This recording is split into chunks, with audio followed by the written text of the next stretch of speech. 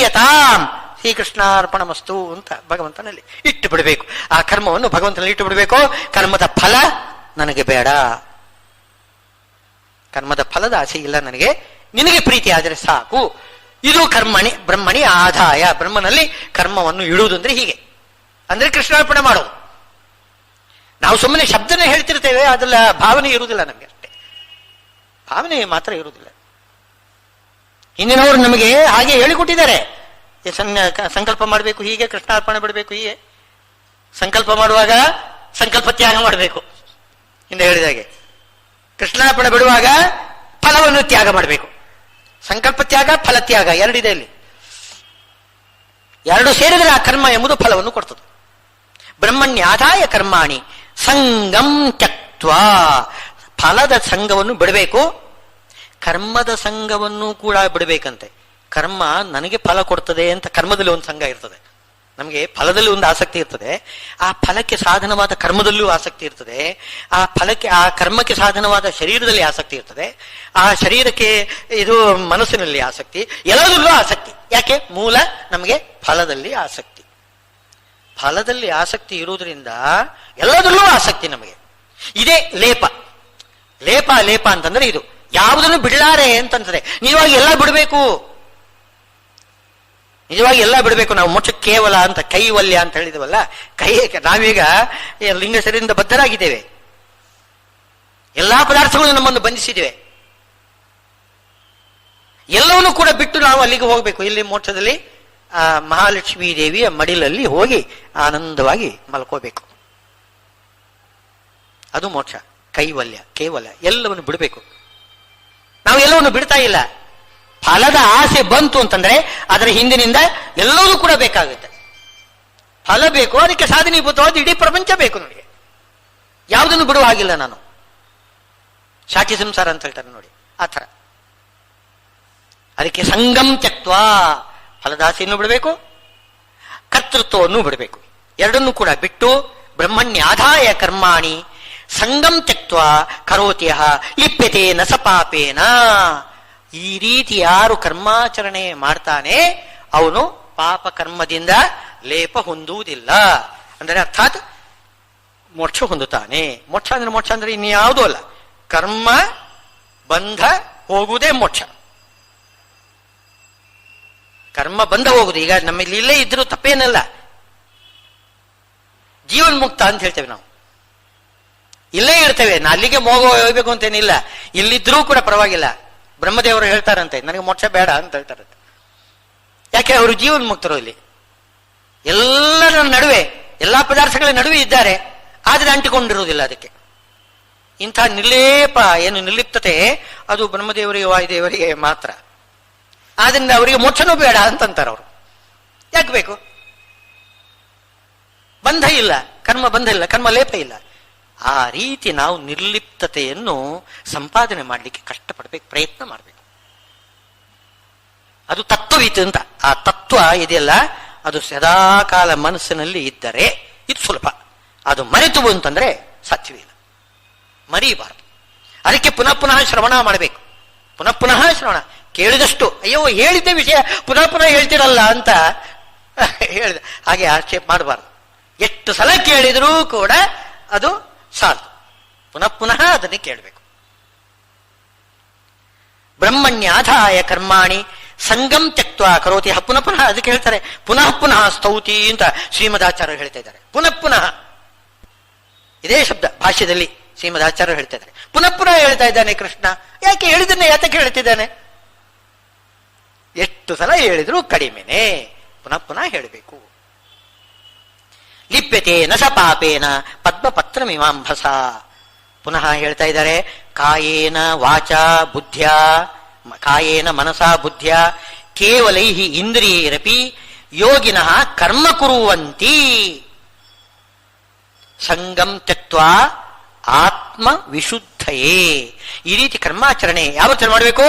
ಕಾಯೇನ ದೈಹಿಕವಾಗಿರತಕ್ಕಂತಹ ಕರ್ಮ, ಮನಸ ಮನಸ್ಸಿನಿಂದ ಧ್ಯಾನ ಮುಂತಾದವುಗಳೆಲ್ಲ ಅಂತಹ ಕರ್ಮ, ಬುದ್ಧಿಯ ಬುದ್ಧಿಯಿಂದ ನಾವು ನಿರ್ಧಾರ ಮಾಡತಕ್ಕಂಥದ್ದು ಈ ವಿಷಯದಲ್ಲಿ. ಪರಮಾತ್ಮ ಸರ್ವೋತ್ತಮ ಅಂತ ಅನ್ನೋದ್ರಲ್ಲಿ ನಮಗೆ ಒಂದಿಷ್ಟು ಸಂಶಯ ಇರಕೂಡದು. ಇದು ಬುದ್ಧಿ, ನಿಶ್ಚಯಾತ್ಮಕ ಜ್ಞಾನ, ಅದು ಬುದ್ಧಿ. ಮನಸ್ಸು ಅಂದರೆ ಆಲೋಚನೆ ಮಾಡೋದು, ಆಲೋಚನೆ ಮಾಡ್ತಾ ಇರೋದು, ಯಾವುದು ಭಗವಂತನ ಬಗ್ಗೆನೇ ಪುನಃ ಪುನಃ ಪುನಃ ಪುನಃ ಆಲೋಚನೆ ಮಾಡೋದು. ಬುದ್ಧಿಯಲ್ಲಿ ನಿರ್ಣಯ ಮಾಡಿಬಿಡೋದು, ಗಟ್ಟಿಯಾಗಿ ಇಟ್ಕೋಬೇಕು ನಾವು. ಬುದ್ಧಿಯ ಕೇವಲ ಇಂದ್ರಿಯರಪಿ, ಎಲ್ಲ ಇಂದ್ರಿಯಗಳು ಕೂಡ ಕೇವಲ ಇಂದ್ರಿಯ. ಆ ಇಂದ್ರಿಯದ ಜೊತೆಗೆ ಏನು ಫಲದ ಆಸೆನೂ ಕೂಡ ಒಟ್ಟಿರ್ತದಲ್ಲ, ಅದಿರಬಾರದು.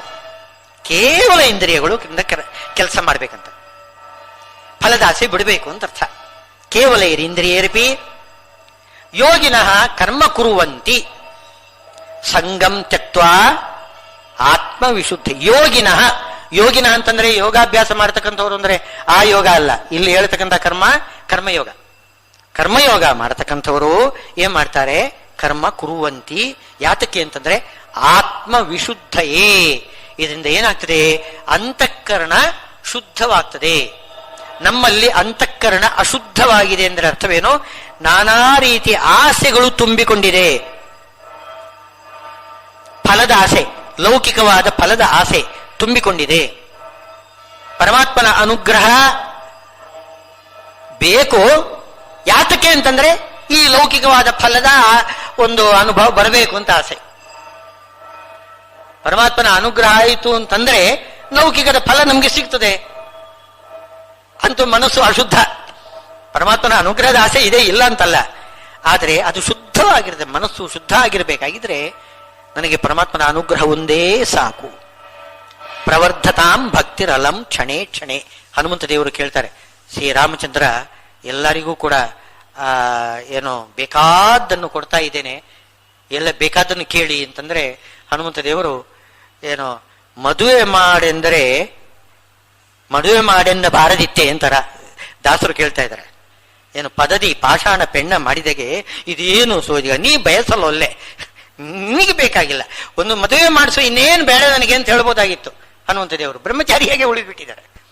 ಒಂದು ಮದುವೆ ಪದದಿ ಪೆಣ್ಣ ಮಾಡಿದವಗೆ ಏನು ಹೆಣ್ಣು ಏನು ಕಾಲಿಂದ ಮುಟ್ಟಿದರೆ, ಕಲ್ಲನ್ನು ಮುಟ್ಟಿದರೆ ಅದು ಹೆಣ್ಣಾಗಿ ಬಿಡ್ತದೆ. ಶ್ರೀರಾಮಚಂದ್ರ ಹಾಗೆ ಮಾಡಿದ್ದಾನೆ. ಅಂಥ ಶ್ರೀರಾಮಚಂದ್ರನ ಮುಂದೆ ಹನುಮಂತ ದೇವರು ನನಗೊಂದು ಒಳ್ಳೆ ಹೆಣ್ಣು ಕೊಟ್ಟು ಮದುವೆ ಮಾಡಿಬಿಡು ಅಂತ ಹೇಳ್ಬಹುದಾಗಿತ್ತಲ್ಲ, ಯಾಕೆ ಕೇಳಲಿಲ್ಲ? ಬಹಳ ಆಶ್ಚರ್ಯ ಆಗ್ತಾ ಇದೆ ದಾಸರಾಯರಿಗೆ. ನೀ ಬಯಸಲ್ಲೇ, ಏನ್ ಮಾಡೋದು? ನಿನಗೆ ಬಯಸಿಗೆ ಇಲ್ಲ, ಏನ್ ಮಾಡಲಿ? ಹಾಗೆ ಆ ಬಯಕೆ ಬಿಟ್ಟು ಪ್ರವರ್ಧತಾಂ ಭಕ್ತಿರಲಂ ಕ್ಷಣೇ ಕ್ಷಣೆ.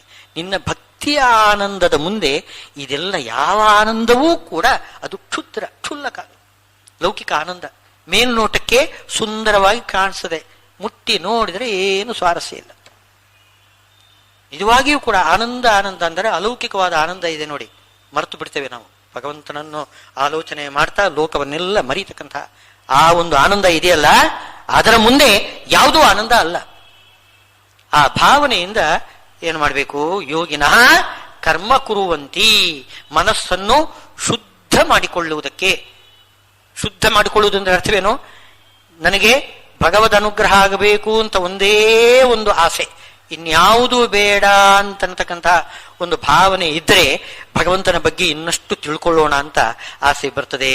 ಆವಾಗ ಶ್ರವಣ ಮನನ ನಿಧಿಧ್ಯಾಸನ ಎಲ್ಲ ಬೇಕು ಅಂತ ಅನ್ಸದೆ. ಇಲ್ಲದೆ ಹೋದ್ರೆ ಬೋರ್ ಹೊಡಿತದೆ. ಅದು ಓದುವುದು ಬೇಡ, ಎಲ್ಲ ಬೇಡ, ಎಷ್ಟು ಬಿಟ್ಟು ಪುಸ್ತಕ ಮಡಿಚಿಟ್ಬಿಟ್ಟು ಹೊರಟೋಗ್ಬಿಡೋಣ ಅಂತ ಅನ್ಸುತ್ತೆ. ಎಷ್ಟು ಓದುವುದು ಬೇಡ, ಸುಮ್ಮನೆ ತಲೆನೋವು. ಆ ಭಾವನೆ ಇರಬಾರ್ದು. ತಲೆನೋವು ಯಾಕೆ ಬರುತ್ತೆ ಅಂತಂದ್ರೆ ಮನಸ್ಸು ಶುದ್ಧವಾಗಿಲ್ಲ. ಮನಸ್ಸು ಶುದ್ಧವಾಯಿತು ಅಂತಂದ್ರೆ ಅದರಲ್ಲಿ ಆಸೆ ಇದೆ ಅಂತಂದ್ರೆ ಎಷ್ಟು ನೋಡಿದ್ರೂ ಸಾಲದು, ಎಷ್ಟು ಓದಿದ್ರೂ ಸಾಲದು. ಶ್ರವಣಾದಿ ವಿನಾ ನೈವ ಕ್ಷಣಂ ತಿಷ್ಠೇರಪಿ ಕ್ವಚಿತ್. ಶ್ರೀಮದಾಚಾರ್ಯ ಹೇಳ್ತಾರೆ, ಶ್ರವಣ ಮನನಿಧ್ಯಾಸನ ಇವುಗಳನ್ನು ಬಿಟ್ಟು ಒಂದು ಕ್ಷಣವೂ ಕೂಡ ಇರಬಾರದು. ಅತ್ಯಶಕ್ಯೇಪಿ ನಿದ್ರಾದು ಪುನರೇವ ಸಮಾಚರಿತೆ. ತುಂಬಾ ಏನು ಸಾಧ್ಯನೇ ಇಲ್ಲ, ನಿದ್ದೆ ಬರ್ತದೆ, ಕಣ್ಣು ಬಿಡಿಸಲಿಕ್ಕೆ ಆಗುವುದಿಲ್ಲ. ಏನು ನಿದ್ದೆ ಬರ್ತಾ ಇದೆ, ಸರಿ ನಿದ್ದೆ ಮಾಡ್ರಿ. ಮಧ್ಯದಲ್ಲಿ ಏನಾದ್ರೂ ಎಚ್ಚರ ಆಯಿತು ಅಂತಂದ್ರೆ ತಕ್ಷಣ ಪುಸ್ತಕ ತಗೊಳ್ಳಿ ಅಂತ ಹೇಳ್ತಾರೆ. ಏನಾದ್ರೂ ಅಧ್ಯಯನಕ್ಕೆ ಶುರು ಮಾಡಿ.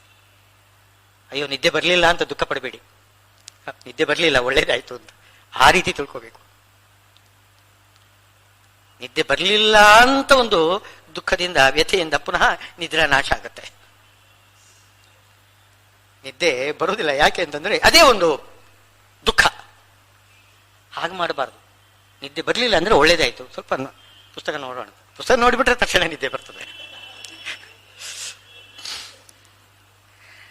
ಅದಕ್ಕೆ ಹೇಳ್ತಾ ಇದ್ದಾರೆ, ಕಾಯೇನ ಮನಸಾ ಬುದ್ಧಿಯ ಆತ್ಮವಿಶುದ್ಧಯೇ.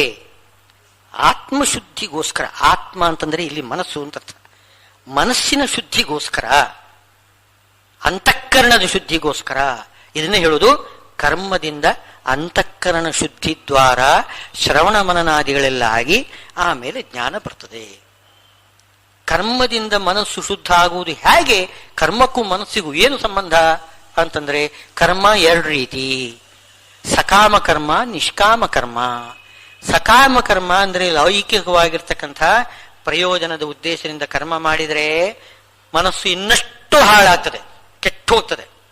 ಅದೇ ನಿಷ್ಕಾಮನೆಯಿಂದ ಭಗವದ್ ಅನುಗ್ರಹ ನನಗೆ ಮಾತ್ರ ಸಾಕು, ನನಗೆ ಉಳಿದದ್ದೆಲ್ಲ ಬೇಡ ಅಂತ ಆ ಭಾವನೆಯಿಂದ ಕರ್ಮಾಚರಣೆ ಮಾಡಿದರೆ ಅದೇ ಮನಸ್ಸು ಶುದ್ಧವಾಗ್ತದೆ. ಆವಾಗ ಶ್ರವಣ ಮನ ನಿಧ್ಯಾಸನಗಳಿಗೆ ಮನಸ್ಸು ಹೋಗ್ತದೆ, ಅಧ್ಯಯನ ನಡೀತದೆ, ಜ್ಞಾನಾರ್ಜನೆ ಆಗ್ತದೆ. ಹೀಗೆ ಆತ್ಮವಿಶುದ್ಧಿಗೋಸ್ಕರ ಕರ್ಮಾಚರಣೆ ಮಾಡಬೇಕು. ಕರ್ಮದಿಂದ ಕರ್ಮನ ಜ್ಞಾನ ಮಾತನೋತಿ, ಕರ್ಮದಿಂದ ಜ್ಞಾನ ಸಂಪಾದನೆ ಮಾಡ್ತಾರೆ. ಯುಕ್ತ, ಪುನಃ ಅದನ್ನೇ ಹೇಳ್ತಾ ಇದ್ದಾರೆ ನೋಡಿ. ಯುಕ್ತ ಕರ್ಮ ಫಲಂ ತ್ಯಕ್ತ್ವಾ, ಕರ್ಮ ಫಲವನ್ನು ಬಿಟ್ಟಿರಿ ಅಂತಂದ್ರೆ ಶಾಂತಿ ಮಾಪ್ನೋತಿ ನೈಷ್ಠಿಕಿ, ಮನಸ್ಸಿಗೆ ಶಾಂತಿ ಸಿಗ್ತದೆ. ಇಲ್ಲದೆ ಹೋದ್ರೆ ಮತ್ತೂ ಮತ್ತು ಬೇಕು ಬೇಕು ಬೇಕು, ಆಸೆಗೆ ಒಂದು ಮಿತಿ ಇಲ್ಲ. ಎಷ್ಟು ಸಿಕ್ಕಿದ್ರೂ ಸಾಲದು, ಪುನಃ ಪುನಃ ಬೇಕು. ಮನಸ್ಸಿಗೆ ನೆಮ್ಮದಿ ಇಲ್ಲ. ಎಷ್ಟು ಪದಾರ್ಥ ಸಿಕ್ಕಿದ್ರೂ ಕೂಡ ಮನಸ್ಸಿಗೆ ನೆಮ್ಮದಿ ಇಲ್ಲದೆ ಹೋದ್ರೆ ಆ ಪದಾರ್ಥದಿಂದ ಏನು ಉಪಯೋಗ? ಸಂಪತ್ತು ಎಷ್ಟು ಬಂದರೂ ಕೂಡ ಇನ್ನೂ ಬೇಕು ಇನ್ನೂ ಬೇಕು ಅಂತಂದ್ರೆ ಆ ಸಂಪತ್ತಿನಿಂದ ಸುಖ ಸಿಗ್ತದೇನು? ಸುಖ ತತ್ಕಾಲದಲ್ಲಿ ಏನು ಸುಖದ ಹಾಗೆ ಕಾಣಿಸೋ, ಅದರ ಮನಸ್ಸಿನ ನೆಮ್ಮದಿ ಇಲ್ಲದೆ ಹೋದರೆ ಆ ಸುಖ ಏನು ಕಟ್ಟಿಕೊಂಡು ಏನು? ಶಾಂತಿ ಮಾಪುನೋತಿ ನೈಷ್ಠಿಕಿಂ. ನೈಷ್ಠಿಕಿಂ ಅಂತಂದ್ರೆ ಒಳ್ಳೆ ಮೋಕ್ಷದ ಸ್ವಾಭಾವಿಕವಾಗಿರ್ತಕ್ಕಂಥದ್ದು ಸ್ವರೂಪಾನಂದಾವಿರ್ಭಾವ ರೂಪವಾದ ಶಾಂತಿ. ಶಾಂತಿ ಶಬ್ದಕ್ಕೆ ಸ್ವರೂಪಾನಂದ ಅಂತರ್ಥ. ಸ್ವರೂಪಾನಂದಾವಿರ್ಭಾವ ಬರ್ತದೆ. ಯಾಕೆ? ಅದು ಕರ್ಮ ಫಲಂ ತ್ಯಕ್ತ್ವ, ಕರ್ಮದ ಆಸೆಯನ್ನು ಬಿಟ್ಟು ಬಿಟ್ರೆ, ಅಂದ್ರೆ ಲೌಕಿಕ ಆಸೆಯನ್ನು ಬಿಟ್ಟು ಬಿಟ್ರೆ ಅಲೌಕಿಕವಾದ ಆನಂದ ವ್ಯಕ್ತವಾಗ್ತದಂತೆ. ಅದು ಸ್ವಾಭಾವಿಕ. ಅದು ಲೌಕಿಕವನ್ನು ಬಿಟ್ಟಿವಿ ಅಂತಂದ್ರೆ ಅಲೌಕಿಕದಲ್ಲಿ ಆನಂದ ಬಂದೇ ಬರ್ತದೆ. ಲೌಕಿಕವನ್ನು ಹಿಡ್ಕೊಂಡಿವಿ ಅಂತಂದ್ರೆ ಅಲೌಕಿಕ ತಪ್ಪಿ ಹೋಗುತ್ತೆ. ಎರಡೂ ಏಕಕಾಲದಲ್ಲಿ ಆಗುವುದಿಲ್ಲ. ಎರಡಲ್ಲಿ ಒಂದು ನಿಮಗೆ ಏನು ಚಾಯ್ಸ್ ಇರೋದು. ಲೌಕಿಕ ಬೇಕೋ ಅಲೌಕಿಕ ಬೇಕೋ? ಲೌಕಿಕ ತಗೊಂಡ್ಬಿಟ್ರೆ ನೆಮ್ಮದಿ ಅಂತೂ ಇಲ್ಲವೇ ಇಲ್ಲ. ಸುಖ ಸಿಗ್ತದೆ, ಸ್ವಲ್ಪ ಸಿಕ್ಕಿದ ಹಾಗೆ ಭ್ರಮ, ನೆಮ್ಮದಿ ಇಲ್ಲ. ಲೌಕಿಕನ್ ಬಿಟ್ರಿ ಅಂತಂದ್ರೆ ಅಲೌಕಿಕದಲ್ಲಿ ಆನಂದ ಸಿಗ್ತದೆ. ಅದು ಪುನಃ ಪುನಃ ಎಷ್ಟು ಆ ಜ್ಞಾನ ಕಾರ್ಯ ಮಾಡ್ತಾ ಇದ್ರೂ ಕೂಡ ಆನಂದವಾಗ್ತದೆ. ಶಾಂತಿ ಮಾಪ್ನೋತಿ ನೈಷ್ಠಿಕಿ. ಆವಾಗ ಈ ಯೋಗ ಇದ್ದರೆ, ಅಂದ್ರೆ ಇಂಥ ಕರ್ಮಯೋಗ ಮಾಡಿದರೆ ನೈಷ್ಠಿಕಿ ಶಾಂತಿ ಸಿಗ್ತದೆ. ಕರ್ಮಯೋಗ ಇಲ್ಲದೆ ಹೋದ್ರೆ ಸಿಗುವುದಿಲ್ಲ ಅಂತ ಮಾತ್ರ ಅಲ್ಲ, ಈಗ ಮಾಡದೆ ಹೋದ್ರೆ ತಪ್ಪೇನು ತೊಂದರೆ ಏನಿಲ್ಲಲ್ಲ ಅಂತ ಹಾಗೆ ತಿಳ್ಕೊಳ್ಳೋ ಸಂಭವ ಇದೆ. ನಾವೀಗ ಭಗವಂತನ ಪೂಜಾರೂಪವಾಗಿ ಕರ್ಮಾಚರಣೆ ಮಾಡಿಲ್ಲ ಅಂತಂದ್ರೆ, ಮಾಡಿಲ್ಲ ಅಂದ್ರೆ ಏನೋ ಮೋಕ್ಷ ತಪ್ಪಿ ಹೋಯ್ತು ಇಷ್ಟೇ ತಾನೇ. ಇರ್ಲಿ, ಸಂಸಾರದಲ್ಲೇನೆ ಒಂದಿಷ್ಟು ಬಂದದ್ದು, ಪಾಲಿಗೆ ಬಂದದ್ದು ಪಂಚಾಮೃತ ನಾನು ಉಣ್ತೇನೆ ಮಾತ್ರ, ಹಾಗೆ ಮಾತ್ರ ತಿಳ್ಕೋಬೇಡಿ ಅಂತ ಹೇಳ್ತಾರೆ ಅಲ್ಲಿ ಕೊನೆಗೆ. ಅಯುಕ್ತ ಕಾಮಕಾರೇಣ ಫಲೇ ಸತ್ತು ನಿಬದ್ಧತೆ, ನಿತರಾಂ ಬದ್ಧತೆ. ಬಂಧ ಅಂದ್ರೆ ಏನು? ದುಃಖ. ನಿತರಾಂ ಬದ್ಧತೆ, ವಿಶೇಷವಾದ ದುಃಖ ಉಂಟಾಗ್ತದೆ ನಿಮ್ಗೆ. ಪರಮಾತ್ಮನನ್ನು ಮರಿತಿರಲ್ಲ, ಪರಮಾತ್ಮ ಏನು ಮಾಡ್ತಾನೆ ಅಂದ್ರೆ ದುಃಖ ಕೊಡ್ತಾನೆ. ಸುಖದಿಂದ ವಂಚಿತರಾಗುವುದು ಮಾತ್ರವಲ್ಲ, ದುಃಖವನ್ನು ಕೂಡ ಕೊಡುತ್ತಾನೆ. ನರಕಾದಿ ಅನರ್ಥ ಲಭಿಸ್ತದೆ. ಆದ್ರಿಂದ ಏನು ದೇವ್ರ ಪೂಜೆ ಮಾಡದೆ ಹೋದ್ರೆ ತಪ್ಪೇನಿಲ್ಲ, ಮಾಡಿದ್ರೆ ವಿಶೇಷ ಫಲ ಅಂತ ಆ ರೀತಿ ಮಾತ್ರ ತಿಳ್ಕೊಳ್ಬಾರ್ದು. ದೇವ್ರ ಪೂಜೆ ಮಾಡಿದ್ರೆ ಮೋಕ್ಷ ಫಲ ಸಿಗ್ತದೆ, ಒಳ್ಳೆ ಫಲ ಸಿಗ್ತದೆ. ಮಾಡದೇ ಹೋದರೆ ಅದಕ್ಕೆ ವಿರುದ್ಧವಾಗಿರ್ತಕ್ಕಂಥ ನರಕ ಫಲ ಸಿಗ್ತದೆ. ಆದ್ರಿಂದ ಅಯುಕ್ತ ಕಾಮಕಾರೇಣ, ಕಾಮಕಾರೇಣ ಅಂತಂದ್ರೆ ಕಾಮ್ಯ ಕರ್ಮ ಮಾಡ್ತಕ್ಕಂಥವನು.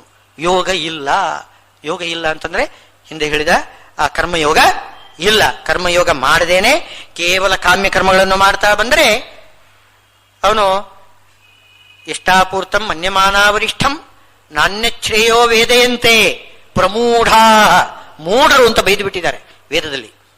ಮೂಢರು, ಅದೇ ಸ್ವರ್ಗ ಸಿಗ್ತದಲ್ಲ ಅದೇ ದೊಡ್ಡ ಸುಖ ಅಂತ ತಿಳ್ಕೊಂಡಿರ್ತಾರೆ, ಅದಕ್ಕೋಸ್ಕರ ಕರ್ಮ ಮಾಡ್ತಾರೆ. ಅಲ್ಲಿ ಕ್ಷೀಣೆ ಪುಣ್ಯೆ ಮರ್ತ್ಯಲೋಕಂ ವಿಶಂತಿ, ಕೆಳಗಡೆ ಬಿದ್ದು ಬಿಡ್ತಾರೆ ಕೆಳಗಡೆ. ಅದು ಅಲ್ಲ, ಹೀನತರಂ ವಾ ವ್ರಜಂತಿ, ಇನ್ನೂ ಕೆಳಗಡೆ ನರಕಕ್ಕೂ ಹೋಗಿ ಬೀಳ್ತಾರೆ.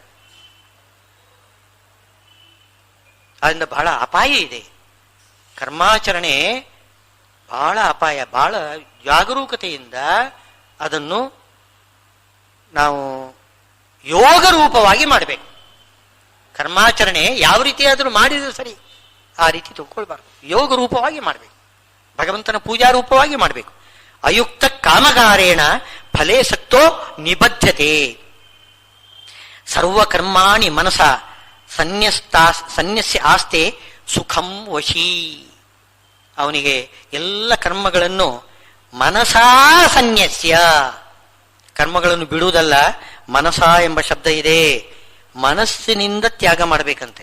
ಕರ್ಮವನ್ನು ಮನಸ್ಸಿನಿಂದ ತ್ಯಾಗ ಮಾಡುವುದು ಅಂದರೆ ಅರ್ಥವೇನೋ, ಕರ್ಮದಲ್ಲಿ ಇದು ನನಗೆ ಸುಖ ನೀಡುತ್ತದೆ ಅಂತನತಕ್ಕಂತಹ ಒಂದು ಆಸಕ್ತಿಯನ್ನು ಬಿಡುವುದು. ಇದು ಕರ್ಮವನ್ನು ಬಿಡುವುದು, ಮನಸ್ಸಿನಿಂದ ಬಿಡುವುದು. ಮಾನಸವಾಗಿ ಕರ್ಮವನ್ನು ಬಿಡುವುದು. ಮಾನಸವಾಗಿ ಕರ್ಮವನ್ನು ಬಿಡುವುದು ಅಂದರೆ ಅರ್ಥವೇನೋ, ಮನಸ್ಸಿನಲ್ಲಿ ಆಸಕ್ತಿಯನ್ನು, ಕರ್ಮದಲ್ಲಿ ಆಸಕ್ತಿಯನ್ನು ಬಿಟ್ಟು ಬಿಡುವುದು. ಸರ್ವಕರ್ಮಾಣಿ ಮನಸ. ಆದ್ರಿಂದ ಅದ್ವೈತಗಳು ಹೇಳ್ತಿದ್ದಾರಲ್ಲ, ಕರ್ಮವನ್ನೇ ಬಿಟ್ಟುಬಿಡಿ, ಸನ್ಯಾಸ ಮಾಡ್ಕೊಂಡು, ಸನ್ಯಾಸ ಮಾಡಿ ಏನು ಮಾಡೋದು ಬೇಡ, ನಾನೇ ಅಹಂ ಬ್ರಹ್ಮಾಸ್ಮಿ ಅಂತ ಅಂದುಬಿಟ್ರೆ ಮುಗಿದೋಯ್ತು. ಅವರು ಹೇಳೋದು ಹಾಗೆ, ಪರಮಾತ್ಮ ಅವನು ಶುದ್ಧ, ನಿರ್ಗುಣ, ನಿರಾಕಾರ. ಆಕಾಶ ಇದೆ ನೋಡಿ, ಆಕಾಶ ಓಡಾಡ್ತದೇನು ಎಲ್ಲಾದ್ರೂ? ಆಕಾಶ ಇದ್ದಾಗೆ ಇರ್ತದೆ, ಆಕಾಶ ಓಡಾಡೋದಿಲ್ಲ, ಹಾಗೇನೆ ಇರ್ತದೆ. ಹಾಗೆ ಪರಮಾತ್ಮನು ಕೂಡ ಅವನು ಏನು ಮಾಡೋದಿಲ್ಲ. ನಾನು ಅದೇ ಪರಮಾತ್ಮ ನಾನೇ, ನಾನು ಬೇರೆ ಅಲ್ಲ, ಪರಮಾತ್ಮ ಬೇರೆ ಅಲ್ಲ, ನಾನು ಏನು ಮಾಡೋದು ಬೇಡ. ಹಾಗೆ ತಿಳ್ಕೊಳ್ಬಾರ್ದು. ಅಂಥದ್ದು ಪರಬ್ರಹ್ಮ ಅಲ್ವೇ ಅಲ್ಲ. ಅದು ಸುಮ್ಮನೆ ನೀವು ಹೇಳೋದು ಶಬ್ದ ನೀವು ಹೇಳ್ತಾ ಇದ್ದೀರಿ, ನಿಜವಾಗಿಯೂ ಕೂಡ ಅಂಥ ಇದಿಲ್ಲ. ಈಗ ಹೇಳೋದಿಲ್ಲ ಮೊಲದ ಕೊಂಬು ಅಂತ, ಶಬ್ದ ಏನೋ ಇದೆ, ಮೊಲಕ್ಕೊಂದು ಕೊಂಬು ಇದೆಯಾ? ಇಲ್ಲ. ಮೊಲದ ಕೊಂಬು ಅಂತಂದ್ರೆ ಅರ್ಥನೇ ಇಲ್ಲ ಅದಕ್ಕೆ. ಶಬ್ದ ಏನೋ ಇದೆ, ಮೊಲ ಅಂತಿದೆ, ಕೊಂಬು ಅಂತಿದೆ, ಮೊಲದ ಕೊಂಬು, ಹೌದು, ಶಬ್ದ ಮಾತ್ರ, ಅದು ಅರ್ಥ ಇಲ್ಲ.